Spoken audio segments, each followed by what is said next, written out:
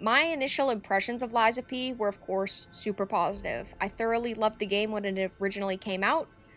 After finishing up the DLC, I'm even more in love with it. It provides so much context, so much story. I did previously review the DLC individually, but now I'm going to rate the game based on the entire picture, the DLC and the base game included, and this is one of the best games I've ever played. It truly is such a phenomenal experience. It's so similar to a Bloodborne, an Expedition 33. I still don't think it quite reaches that height, but I think that it is very close. When I'm talking about a game like Lies of P or Expedition 33 or Black Myth Wukong, we're talking about a very close score, right? All of these games are rated so similarly because they're super great. It's time to rate the entire Lies of P picture. Fantastic. The graphics of this game are fantastic. I love the visuals. I think that it is so pretty. I'm so glad that they went for these stylized graphics. I think that it just looks fantastic. I mean, what am I supposed to say? I was wowed by the scenery. There's so many little details on every piece of furniture and woodwork and on all of the costumes. It is a gorgeous game visually. Aesthetic, so perfect as well. They had a great idea. They stuck to it. They executed on it.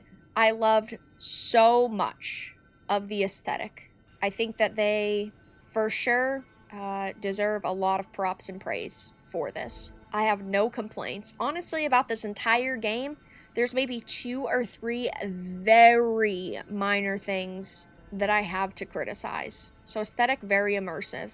I love the way that all of the characters looked. I love how different the carcasses are from the humans, how different the humans are from the puppets, the different types of puppets and humans and carcasses that you meet. Everyone's armor sets fit their personalities, like Sophia, for example, right? She's got all of the little butterflies. So pretty. Music is also fantastic. I thought that the soundtrack fit so well.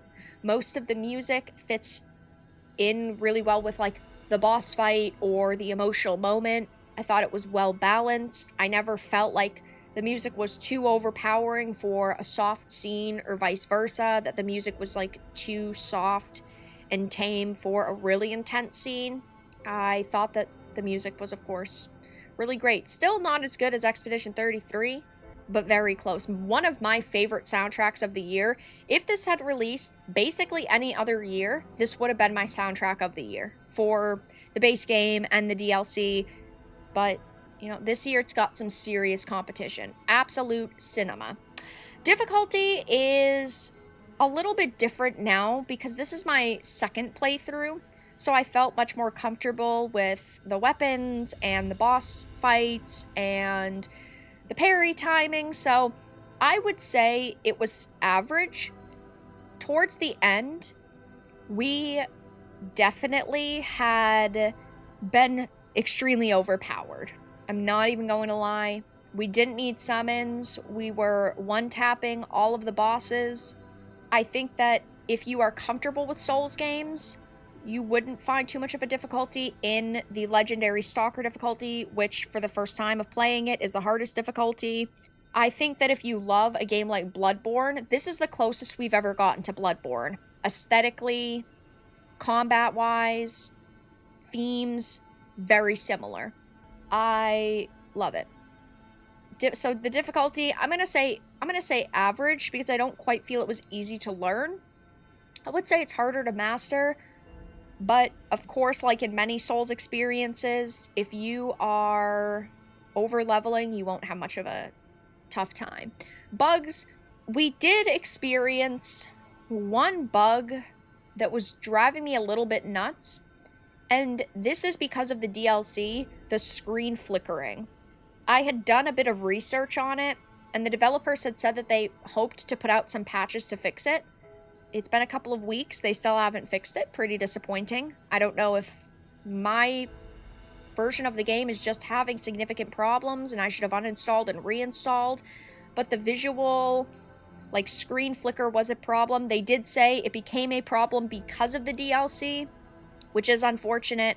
Besides that, though, we didn't have any other, like, major problems, so I'm gonna go with a few bugs.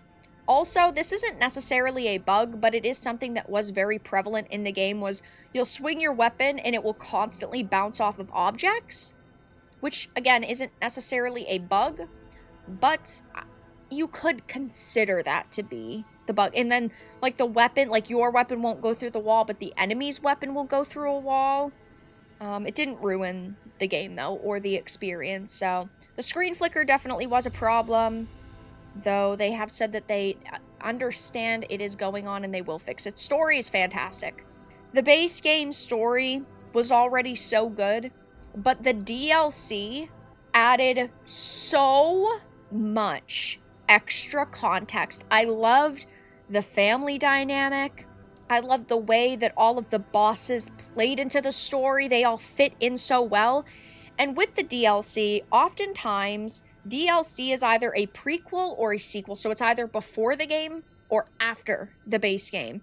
In this case, they decided to insert it after Chapter 9, which is very risky in my opinion. Like with Shadow of the Erdtree, it's very easy to jam a DLC into a story that doesn't fit or doesn't make sense, and I thought that they did it wonderfully. And I think that while, yes, after you're done the DLC, you're going to be super overpowered, so the rest of the base game is going to fly by, I still think that it is best to play the DLC when it takes place in the story, because it adds so much context. And I loved all of the characters with Romeo and Carlo and Leia, and ooh, it was just, and with Geppetto and Alidoro finding out that there's the fake Alidoro that killed the original, and all the extra dialogue that's added because of the DLC. Chef's kiss. The factions were really cool, with like the Brotherhood. Their stories are really fascinating. It's amazing. I love the story. I love this game. I'm sad it's over. I'm happy that we got to experience it. This is one of the few games that I'd love to wipe it from my memory so I could replay it for the first time. Gameplay is great. It's challenging at times depending on how you're playing, but it is amazing. I already kind of talked about the gameplay. Quality of life, perfect. The only thing that I could see people asking for is some kind of, like, the fairies are guiding you to the main path, or a mini-map. I personally didn't feel that it needed it. It's generally pretty straight to the point, but I could understand if people are like, well, I'd rather have this, because there are a little bit of extra winding paths, but I'm gonna say perfect. I didn't have any major quality of life gripes. Game time / length, I have played this game multiple times now. With the DLC, our playthrough was in the longer period. I still think that you could get a lot more out of the game, whether that is with New Game Plus or just taking more of your time throughout the base game, but I felt very satiated by the game, right? I felt like I wasn't, you know, saying, oh my gosh, we're running through it and it's too short story-wise. Again, I know that sometimes I leroy through areas, but I'm talking about story-wise. But I also didn't feel like, oh my gosh, you know, it's going on and on and on. There was never a time where it dragged. So I'm gonna say it was a long experience, but it is good. And again, I've played it multiple times. This game now often goes on sale. It is typically a $30 game, and you pair that with the $30 DLC, it is 100% the $60 with the two of them.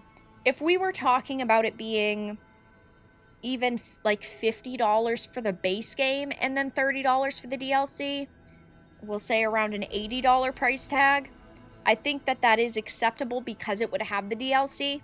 But this is a game that I rarely see at full price anymore, just because it's been out for a couple years. And of course with the DLC, right, they want to capitalize on selling it to as many people as possible. I 100% recommend buying this for the $60 for the bundle. It is certainly worth the, we're going to just say full price because that's the full price now. Replayability, definitely a handful of playthroughs. I had, I think, a more emotional grief and turmoil in my second playthrough because I understood a lot of the context as I was going through the game, and the added context of the DLC really broke my heart. But I definitely could see myself replaying this again when we get closer to the sequel's release. Yeah, first playthrough takes significantly longer. Afterwards, you realize the game is actually pretty short. Even if I do everything, including the DLC, it's usually around 15 hours. Yeah, after you've played it and you've got comfortable with it, you can fly through some of the levels. So I'm going to go handful of playthroughs. And guys, my score for this entire experience is right above a 9. I rated Expedition 33 around a 9.5. I believe that for scores of games, roughly, in case you haven't heard a lot of my opinions, Black Myth Wukong is around a 9.2. Expedition 33 is a 9.5. We are talking about very small differences between these games. Very small differences. I would give this a 9.3. Even though it's very close, I think that this game is slightly better than Black Myth Wukong. I know! It's insane. It's an insane take. But with the DLC and the new weapons and the new context of the story and the characters and how it rips your heart out and stomps on it, it's a crazy experience. I absolutely love it. I highly recommend it. I don't have points here, but I would give this game a 9.3. I'd give this game a 9.3. Love it to death. Such a good fucking game. Highly recommend it if you've never played it. And thank you for listening to my Liza P review.